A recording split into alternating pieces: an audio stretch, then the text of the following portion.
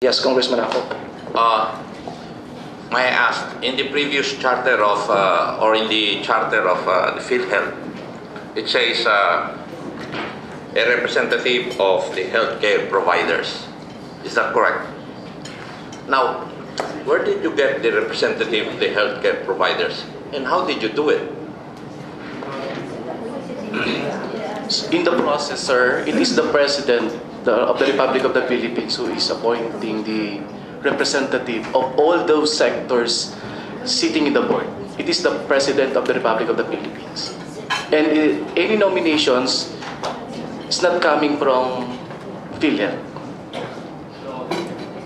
Where did the nominations come from?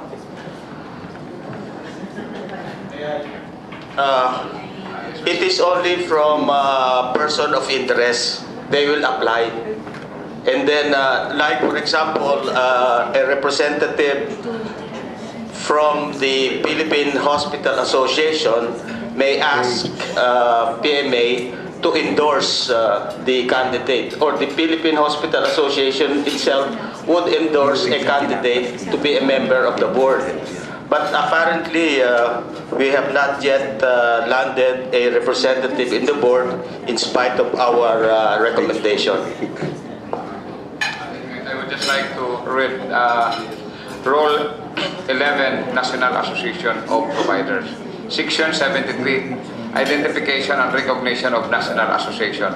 The Corporation of PhilHealth shall identify and recognize National Association of Healthcare Providers for the purpose of assuring quality health care. The corporation may recognize National Association for provider groups that meet the criteria for recognition set forth in these rules. So they are the one that identify and recognize National Association. So this, just for example, there are, in this particular bill that we have, there are plenty of what we call associations.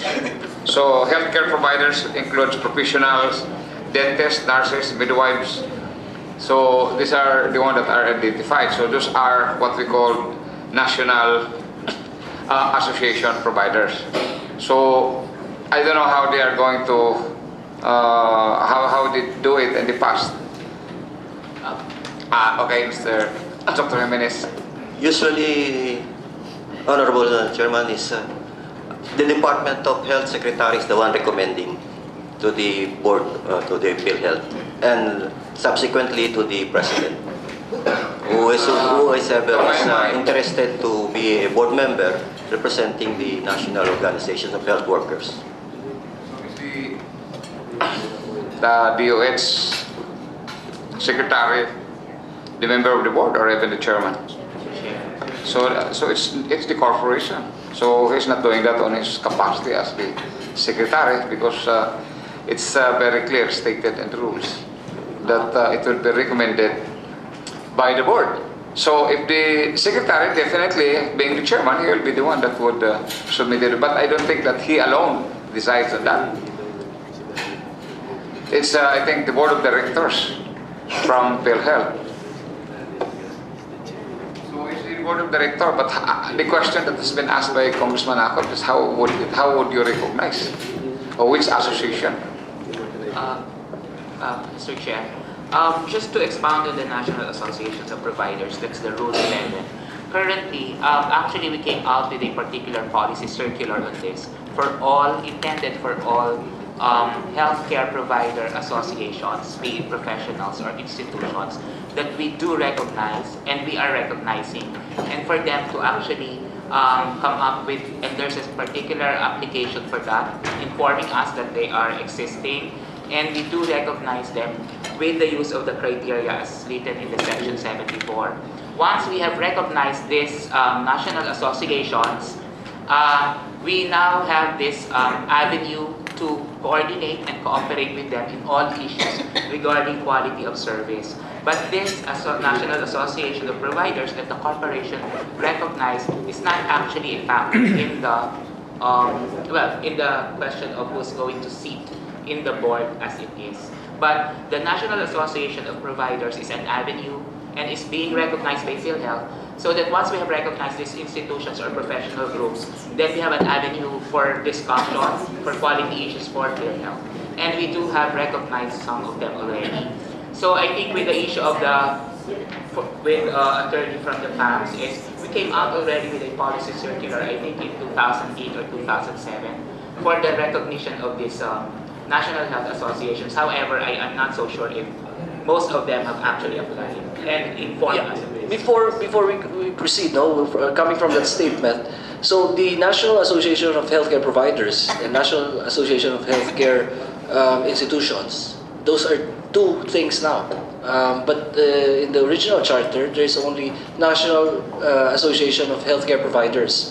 So in this amended charter, PhilHealth, we will have National Association of Healthcare Providers and National Association of Healthcare Institutions. Okay, because professionals and institutions. Because in one of the provisions of the PhilHealth, the new the Pinoy Health Insurance, it explicitly mentioned that these two will sit distinctly and separately in the board of directors.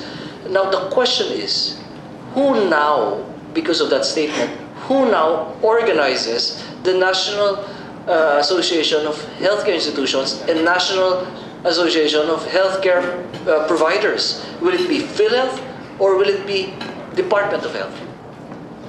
Mr. Chair, I think there are two areas which we can actually go. One, as you have suggested, is for the Department of Health to come up with a policy on how to actually form a body as one for institution and professionals, or as I think you already have suggested earlier, and I think it's part of an interim here, is for all those existing associations to actually talk amongst them on a mechanism on who will sit, provide terms and all, if there is really no umbrella organization to represent. Yeah, that is the hardest part actually, is to let everybody sit in one room, no, and then try to defend each other, who is the prettiest or who is the most handsome, diba? So I think somebody has to spearhead, either DOH or PhilHealth, because I want this issue to be resolved now.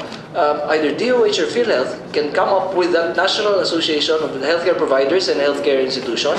I think, para sa akin, politically sa akin, most especially that mas gusto natin na identified natin ang mga tao, identified natin sino tumutulong sa atin, identified natin kung sino yung kasangga natin. I think DOH should come up with that, no? Kasi sa mga programa ng DOH, kailangan natin itong mga tao na ito eh.